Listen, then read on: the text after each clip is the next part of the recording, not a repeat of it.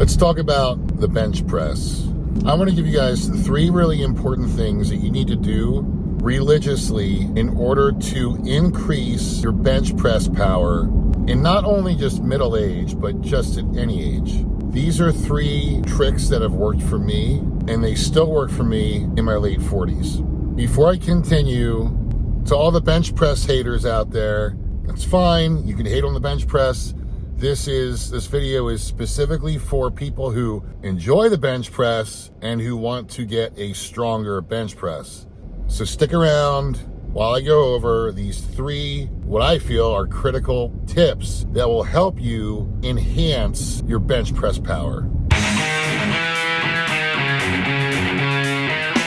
Number 1, and my favorite by far, is the pause press. Pause press is when you lower the weight down, lower the bar to your chest, you leave it there for a duration of time. My personal preference is 3 seconds, a 3 count. I prefer to do this on my last 2 heavy bench press sets, and then if I'm doing a down set, I might do it on a down set 2, and I'll do it for however many reps I can rep that weight for pause press.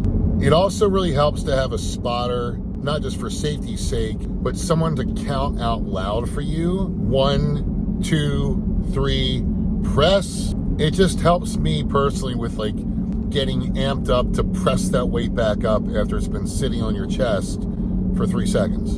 You can keep it there longer than that. I've kept it there for 10 seconds. I usually do it for comic relief, because my buddy usually either gets worried about me or he just starts laughing and asks me if I want a snack while I'm waiting with this weight on my chest, which I could go for a snack actually. And there's a couple different ways you could go about this pause.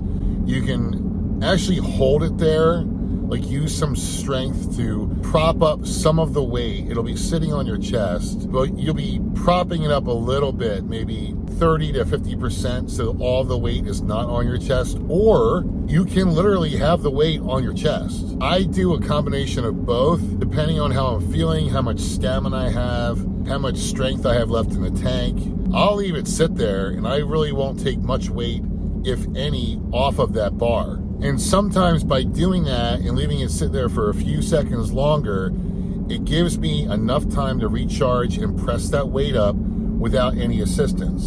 By doing pause presses, it allows you to really feel and understand the weight. It's sitting on your chest. It gives you a better sensation of just how heavy or light that weight is. It also gives you the opportunity to press it with 0 momentum, which is going to increase your strength long term. Again, this is my favorite method for building bench press strength, but also overall stretch of the pecs, of the chest, and muscle fatigue.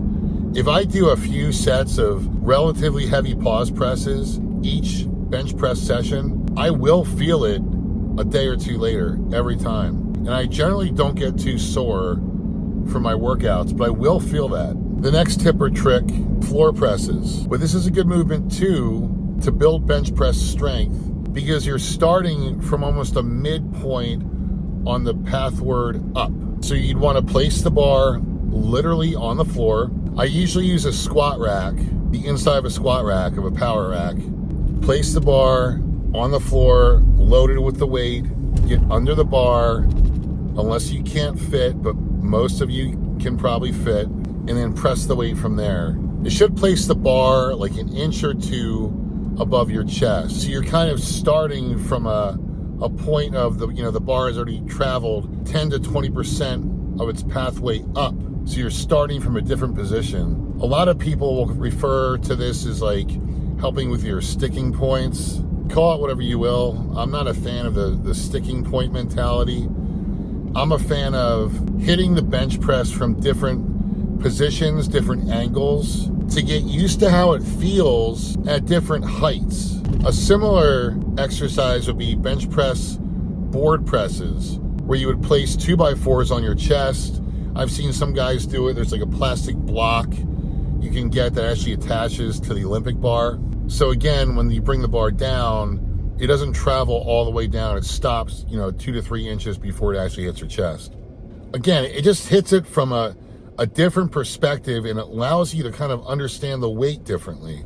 It helps to kind of mess with your head a little bit. And I think it's beneficial not just from a physical standpoint, but also from a mental standpoint. The better you can understand and feel how that weight's gonna feel, coming down, going up, sitting there, the more confidence you'll have and the more likelihood you'll have a successful press. Guys, the last tip or trick I'm gonna give you is to invest in a Slingshot. Now, I'm not marketing for Mark Bell, don't really watch Mark Bell anymore, but the Slingshot is an excellent tool in my opinion for 2 reasons. Number 1, it allows you to bench press more weight because of the design of the Slingshot. And with that, it allows your body and your mind to get used to a heavier weight coming down and traveling up. Even though it's assisting you with it, it gets you more mentally prepared just from the standpoint of unracking that weight and feeling it there.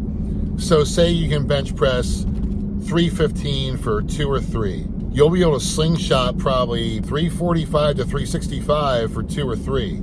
That allows you to feel the weight out when you unrack it, feel the weight out, bringing it down, and feel the weight out coming up. Even though you're supported and assisted with the Slingshot, you get a feel for it before you're ever ready to actually press it like freeform. The other thing that the Slingshot does for you, which is almost more beneficial, it locks your arms and elbows into a more proper, powerful, safe bench press form. I had the problem for years, and honestly, I still have the problem some days of flaring my elbows out too far. It's a hard habit to break if you've been benching like that forever.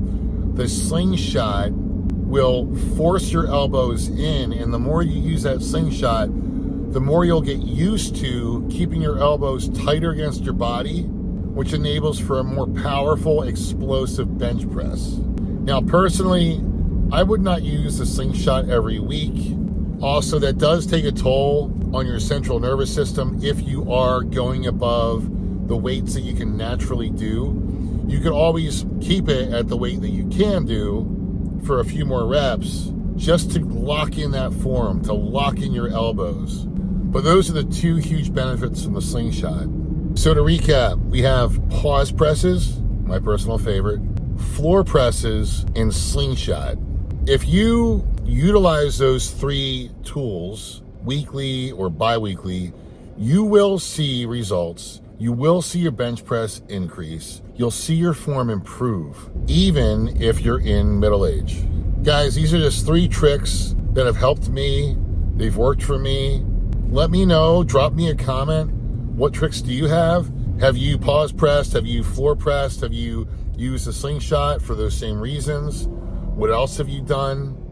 If you hate the bench press, I don't want to hear about it. Like I said, this isn't the video for that. But hey, consider giving this video a like.